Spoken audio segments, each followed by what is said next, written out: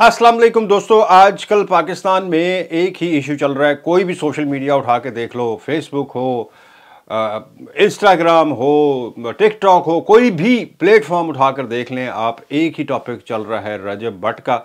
और उसके अलावा जो उसके खिलाफ इस वक्त पर्चे दर्ज हो चुके हैं, बताया जा रहा है कि जी अब उसके खिलाफ पिका एक्ट के तहत भी मुकदमा दर्ज कर लिया गया और 295 के तहत भी, यानी कि ये 295 तो जाहिर है उस पर वो जो खुद उसकी अपनी एक स्टेटमेंट थी, अपनी वीडियो जो कंट्रोवर्शियल वीडियो जिसके बाद उसके ऊपर सारा ये मुद्दा पड़ा है, उसमें भी लगी हुई है। लेकिन अब बता रहे हैं कि नई भी लगी है, साथ पिका एक्ट भी लगा है। पिका एक्ट किस उसकी बयान पे या किस वीडियो स्टेटमेंट पे या उसने क्या कहा है, वो तो बाद में पता चलेगा जब वो कोर्ट में पेश होगा, या उसको पुलिस जो है खुद एक्सप्लेन करे कि ये पिका एक्ट किसके तहत लगा है। बहरहाल एक तरफ से वीडियो आ रही है रजब भट्ट की हर 1 घंटे के बाद, 2 घंटे के बाद, जिसमें जाहिर है वो मुल्क छोड़कर चला गया है। वो सऊदी अरब में उसने उम्रा भी किया है, बताया जा रहा है। और उसके घर के बाहर जो पाकिस्तान में उसका घर है, उसके बाहर उसके फैंस का तांता लगा हुआ है। मैं बजाते खुद ज़ाती तौर पर रजब भट्ट को बिल्कुल उसके वीलॉग्स का फ़ैन नहीं हूँ। इसलिए नहीं कि मुझे उससे कोई, हम तो बहुत छोटे मोटे लोग हैं, वो तो बहुत बड़ा यूट्यूबर है। मुझे उसके कंटेंट पे बहुत, और वहाँ के उसके जो मिलियंस फॉलोअर्स हैं, मैं उस पर बड़ी तशवीश का इजहार होता था और लोगों की सोच पे होता था कि हा ये हो गया, दो नाजरीन, ये मतलब उस पर मैं देखता था कि लोग उसको भी देख के एंजॉय करते हैं ऐसी चीज़ों को। तो हम भी सोचा करते थे कि यार ये क्या क्या पेश क्या कर रहा है ये। वो एक अलग बहस है कि उसका कंटेंट क्या था, उसने उसको को पसंद करता था नहीं करता था, वो बिल्कुल एक अलग कंटेंट है। लेकिन मेरा इस वीडियो का सिर्फ, चूंकि मैं आपको बताया, कोई भी इस वक्त सोशल मीडिया खोलो, पहली वीडियो जो आती है वो यही आती है। एक तरफ यार रजब भट्ट की आ जाती है, या उसके किसी जो उससे इस वक्त नाराज़ है उसकी वीडियो आ जाती है। और अब तक जो लुबे लबाब मुझे समझ आया है कि जी वो गलती हुई थी उससे, जो कहा जा रहा है कि जी उसने जो वीडियो में 295 ए और सी का जिक्र किया है और उसको पता ही नहीं था कि क्या है। मुझे सिर्फ इस बात का, चूंकि वो अपनी वीडियो जो कंट्रोवर्शियल वीडियो है उसमें वो खुद कह रहा है कि ये 250, मुझ पे तो 295 ए और सी भी लग चुकी है, मैं तो इसको फेस कर चुका हूं कोर्ट में।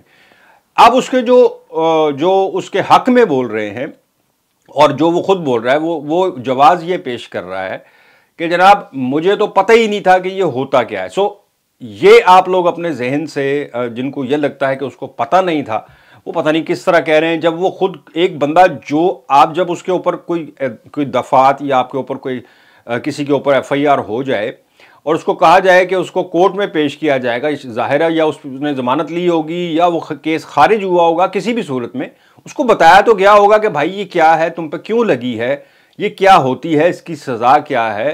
कोर्ट में जब एक बंदा पेश हो गया तो कैसे कह सकता है कि मुझे इस चीज़ का पता नहीं था। सो ये तो उसको पता था कि 295 ए और सी क्या होती है। ये बात उसकी कतन नहीं मानी जा सकती कि मुझे तो पता ही नहीं था कि ये बेसिकली होता क्या है।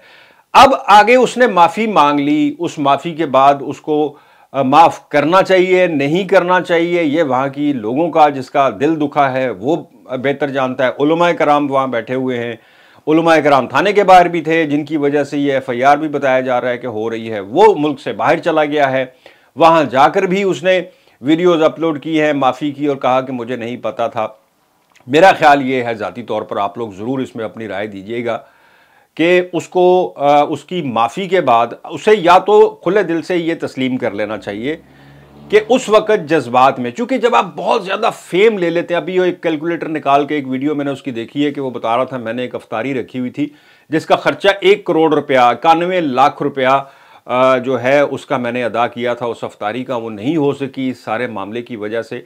सो 1-1 करोड़ लगाकर वो अफ्तारियाँ करवा रहा है। और जब इतना कॉन्फिडेंस इंसान में आ जाए तो बाज़ दफ़ा मुंह से अल्फाज निकल जाते हैं जो बाद में हाथ नहीं आते, क्योंकि ज़बान एक ऐसी चीज़ है, उसके मुंह से आपने अदा कर दिया एक दफ़ा और वो भी कोई वीडियो बना के अपलोड कर दी और वो वायरल हो गई। जाहिर है वो पहले से ही वायरल था, उसकी वीडियो मिलियंस में जाती थी, तो उसने एक दे दिया और उसके हाथ नहीं आया, बाद में वो उससे संभाला नहीं गया। सो या तो वो तहे दिल से ये तस्लीम कर ले कि हाँ मुझे पता था लेकिन जज्बात में उस वक्त मुझसे नहीं हुआ। अब ये मामला जाएगा कहाँ, इस बात पर मैं बड़ा हैरान हूं कि अब ये मामला जाएगा किधर। वो भी क्लेम करता है कि जी मुझसे मैंने माफ़ी भी मांग ली, मुझे पता नहीं था। दूसरी तरफ लोग कह रहे हैं कि नहीं इसको पकड़ें, ये करें वो करें।